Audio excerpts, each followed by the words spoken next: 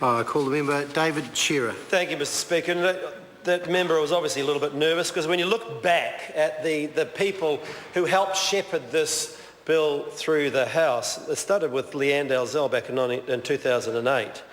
It's taken 6 long years. Exactly. Leanne Dalzell, now the Mayor of Christchurch, she's gone on to bigger and better things. Then there was Tau Henare.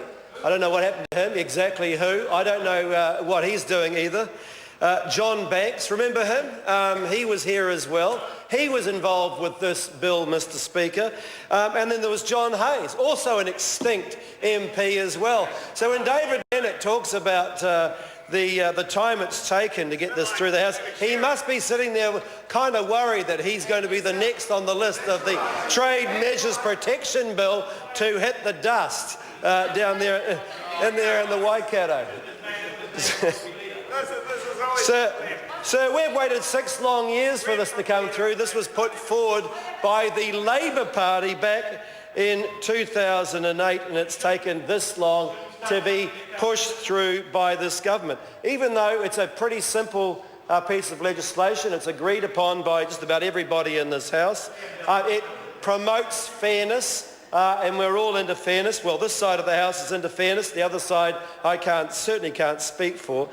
But it does bring us, as some speakers have said, into line with the WTO, the World Trade Organization. It means that after about nearly 20 years, we're fulfilling our obligations there. And of course, it removes some of the problems, the temporary safeguards authority that's been set up, big piece of bureaucracy within Mobi that has had to deal with that. And really what it deals with, sir, is about the possibility that there could be serious injury caused to some of our businesses by unscrupulous countries dumping their produce in New Zealand. And obviously we don't want to see that.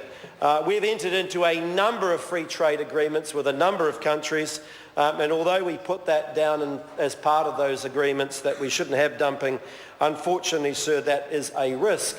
And this will protect our companies who might be vulnerable for that dumping. So we are, as many speakers have pointed out this evening, a free trading country. If we don't trade, we will certainly die as a country. And we have done very well in terms of the free trade agreements that we have been able to sign. And the unfortunate way that the WTO and the free trade agreements have gone on a global basis, that hasn't transpired. And what instead we have is a number of regional and bilateral free trade agreements. And for New Zealand, sir, that one of the most important of those to date is the one with China. China's only free trade agreement, the first free trade agreement that was signed with that country. And in that time that we have signed that in 2008 until today, the exports have increased from about 3 billion to nearly 10 billion. Nearly 10 billion. And 3 billion of that 10 billion is actually not in the agricultural sector. It's actually in many of the higher value commodities that we've been able to trade with China. And it's important, sir, to take some lessons from what happened when we went into that China Free Trade Agreement negotiation. First of all, there wasn't unanimous agreement across the Parliament that we should have an agreement with China. Certainly the Green Party and the New Zealand First Party did not agree with that. But what we also did, and I want to raise this point because it's something that this government has blatantly not been able to do, is that we engaged with many of the stakeholders around the country. So we had discussions with Greenpeace, with Business New Zealand, with the Council for Trade, the CTU, Council for Trade Unions. So that was part of what we did in order to give people some comfort that what we were doing is in the best interests of the country. What this government has blatantly unable to do with the TPPA, the Trans-Pacific Partnership Agreement, is not do that. And so what we have is a level of fear and uncertainty and about the unknown around the free trade agreements that might be signed off. And we simply don't know what the bottom line of the government really is. We've got worries about Pharmac, we've got worries about whether we will sign away our environmental, our public health issues. All of those have not been answered satisfactorily for the public of New Zealand. We understand what the benefits will be, and they could be considerable, but we don't know what we're giving up as a result as well. And sir, I just want to make that point that exports are extraordinarily important to us. And today we had a question time where it's been absolutely categorically shown that exports as a percentage of GDP have actually gone down under this government.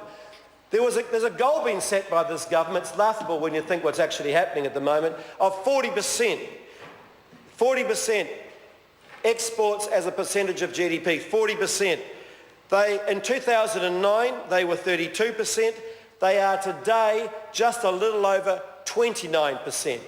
29%. Now, there's a little bit of a disagreement here amongst some of the government ministers on that side, because Stephen Joyce came out and said just a couple of weeks ago that that percentage was actually around 30%. Well, it's a little bit under 30%, but of course Stephen Joyce likes to round it up as he does. But Bill English was talking about today about it being 33%, quite blatantly incorrect and clearly out of step with his counterpart, Mr. Joyce. So what do we see, sir? What we are seeing at the moment is exports as a percentage of GDP going down, and Mr. English talking not about value, which we all want to see. We want to see the value of these exports going up, but of quantity. I mean, for quantity, for heaven's sake, haven't we left this behind, sir? Quantity. I mean, quantity was what we did in the 1960s. We want to be looking at value added and value, sir, when we look at these exports, because value is what creates the jobs, helps those businesses profit and enriches New Zealand.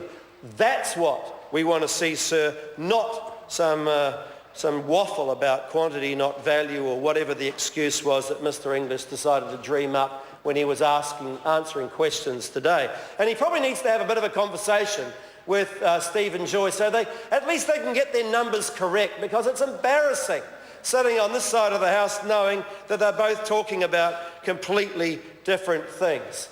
Sir, we are an export country, an exporting country. We need to export. We need to make sure that those exports are able to get out there and into those markets. But we want to see clarity around what we're getting into in the form of the TPP. We want to see a government that really is committed to exports and not trying to fudge it over and talk about the construction industry, as Mr. English did in question time today, that depends so heavily on an earthquake. I mean, some great planning around that by the National Party, where economic development is based around an earthquake. What we want to see, sir, is value-added exports being shipped out of New Zealand that can create jobs, that can profit our businesses, and that can give people higher incomes and drive the value of our education system up, sir.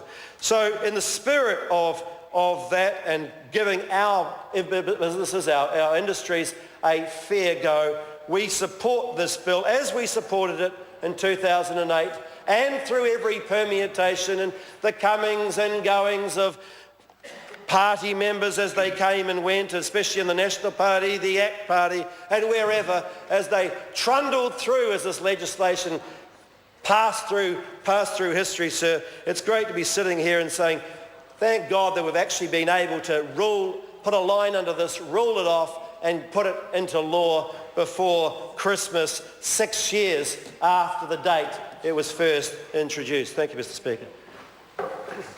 I call Jamie Lee Ross. I commend the bill to the House. The question is that the motion be agreed to. Those of that opinion will say aye. Those to the contrary, no. The ayes have it. Trade Safeguard Measures Bill, third reading. I call on Government Order of the Day number 5.